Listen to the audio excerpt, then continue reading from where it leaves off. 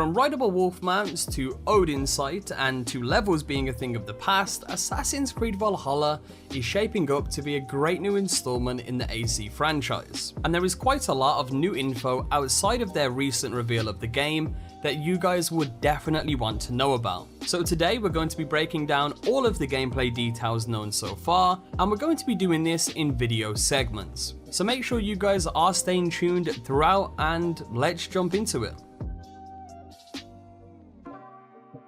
Assassin's Creed Valhalla is set during 837 AD in the era of the Vikings, where you'll be playing as a ferocious Viking warrior known as Eivor. The game will start in the lands of Norway, but due to war and overcrowding, you'll eventually leave and will lead your clan across the icy seas to settle in medieval England. But the Anglo-Saxons don't like that, so this is where you'll be tasked with leading your Viking expansion across Europe in the war against the Anglo-Saxon kingdoms. These include the Kingdom of Wessex, Northumbria, East Anglia, and Mercia. Now, England itself was fairly fractured at the time this game was set in, with many different kings between the kingdoms, one of which was spotted in the CGI trailer being Alfred the Great, who is the King of Wessex. So he is someone we will inevitably be fighting against. Now, along your journey of conquering the lands, you'll eventually meet a group known as the Hidden Ones, who are the first official incarnation of the Assassin Brotherhood, and you'll be joining them in their fight against the Order of the Ancients,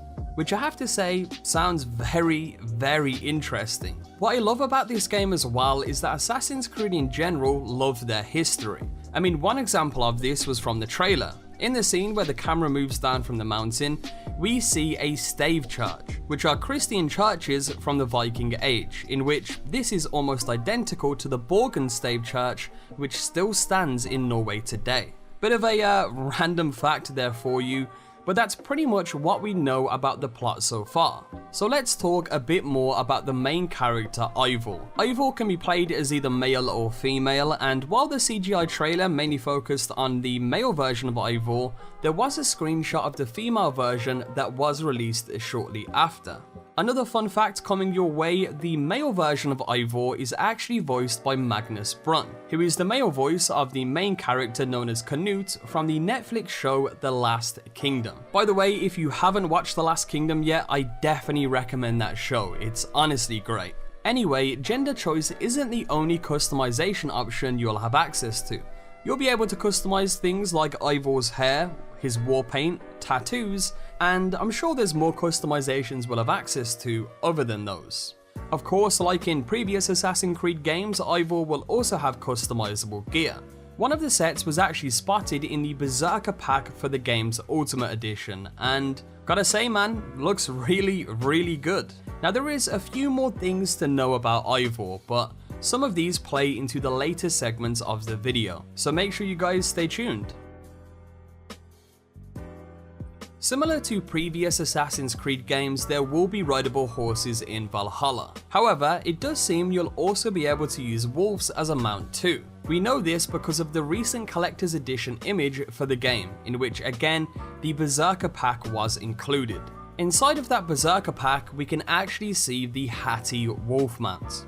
I mean, come on, a game set in the Viking era where you have a wolf as one of your trusty sidekicks, I'm already sold. Anyway, that's not the only thing we see from the Berserker pack. We can also see some of the game's unique items. We have the Bearded Axe, an Ursine Guard light shield, the Berserker clothing set, and even a skin for your Raven, which we'll talk more about later on in the video. While we're on the subject of weapons though, the variety of weapons available in this game have been expanded upon. We have things like flails, throwing axes, greatswords, and like previously mentioned, we also have the return of shields and even the hidden blade. A lot of these weapons will also have runes, which may work in a similar way to engravings from Odyssey, where you can essentially apply a perk to the weapon, and sometimes as you find weapons, they'll just come with a perk. In addition to this, we'll also have the ability to dual wield almost any weapon in the game, including shields, and apparently every piece of gear the player collects in this game is unique, which again, from this information, sounds like an incredible expansion of the looting system. Anyway, weapons aside, there is a lot more that has changed with this game. one of which is to do with the game's progression system. Instead of the traditional leveling system seen in previous games, this game will focus more on a power system through the selection of skills from your skill trees. These of course will be selected by the player as you advance through the game, and the difficulty of enemies will be rated based on the player's collection of skills. Just to touch on skills, one of the skills that we know so far gives you the ability to call in a wolf to help you in combat. I wonder if that will be the same wolf that you use as a mount. I'd imagine so.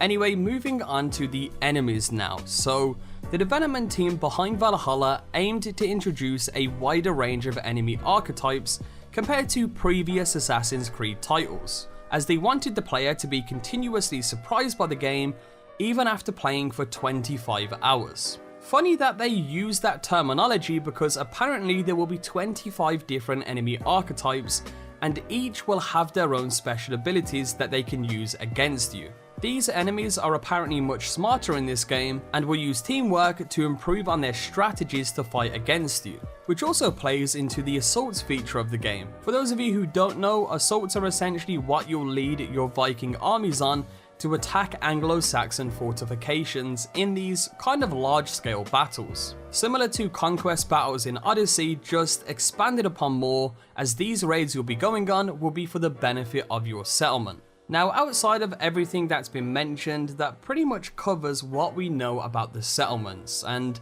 what I will say is it seems like a great feature in this game, and it's something I genuinely cannot wait to indulge more in when we eventually get our hands on it. So we touched on settlements slightly a minute ago, but yes, Assassin's Creed Valhalla will see the return of settlements, which have been absent from the series since Black Flag. However, settlements in this game will have a much deeper importance. It's essentially your own Viking village for you and your clan to live in. And a lot of what you'll be doing in the game world will feed it directly into the settlement so that it can grow and flourish. Eurogamer recently did an article where they interviewed their lead producer Julian, and to quote directly from that, he stated, "Instead of embarking on a never-ending journey to defog all of the map like in Odyssey, Valhalla's narrative is being built around your settlement and through it. It's your own Viking village you'll see prosper and grow, and which your clanmates will live in. It's at the center of our quests and the center of the decisions you make. We want players to see the consequences of their actions. Big story arcs will begin and end here, with the impact of your decisions rippling through your growing community. You'll see the effects of alliances, such as weddings to forge relationships between clans, and you'll also see the consequences of harsh choices you have to face.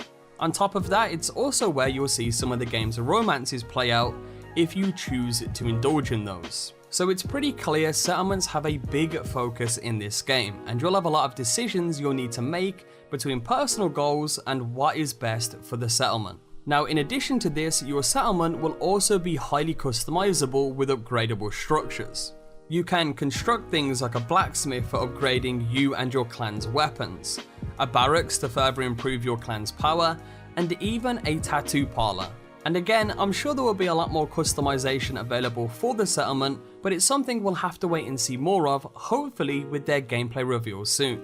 Anyway, to finalize the settlement section, you'll also be able to indulge in a ton of mini games such as drinking games, dice, and flighting, which is essentially Viking rap battles where you verbally annihilate your opponents. I know, sounds kinda crazy, right? But this was an actual thing back then. And that's pretty much it for the settlements from what we know so far. But what I can say is, it seems like a great feature in this game, and it's something I cannot wait to indulge in more when we eventually get our hands on the game. So now we move into the final parts of the gameplay details we know so far. So in this section, we'll be covering your longship and your trusty raven. So yes, you will have a raven companion in Valhalla, and it pretty much represents the eagle vision mechanic from previous games, but in this game it returns in the form of Odin's sight. Like in previous games with the eagle, you'll be able to use the raven to scout the nearby areas and identify foes and aspects of the game world from afar. It was also noted that they have expanded on the raven's abilities, but currently we don't know what those abilities are. but I'm sure we'll find out pretty soon. Just to mention as well, Ravens will be customizable with skins. Again, referring back to the Berserker pack, we can see one of those right now. And outside of this, there isn't really much more known about the Raven yet. Again, hopefully we see more on the Raven in the gameplay reveal on the 7th of May. And by the way, I'll be doing a full breakdown of the gameplay reveal on the channel, so make sure you guys stay tuned for that. Anyway, now moving on to the Longship. Now, though the use of naval transport has returned in Valhalla, it has been dialed back a lot compared to previous games. In this game, it will act more of a means of travel and is something you'll be using when performing raids or to escape land combat scenarios and stuff like that. There will be some form of naval combat though, but it will just be a little more hands-on with you kind of like jumping onto enemy ships to raid them, as opposed to annihilating them out of the sea. Your longship in this game, like almost everything else, will also be customizable to some degree. Whether that means you'll be able to customize individual parts of the ship or simply have the ability to apply a new skin as you come across them, we don't know. But I'm hoping you'll be able to customize a lot. To finalize, it seems like you'll also be able to fish from your longship, as fishing was one of the many activities that was brought up from the Eurogamer article. And that's pretty much it for what we know about the Longship so far and all of the gameplay details we know about the game. Again, there will be a gameplay reveal very soon, so make sure you guys are subscribed to see a gameplay breakdown of that, and I'll catch you all in the next video.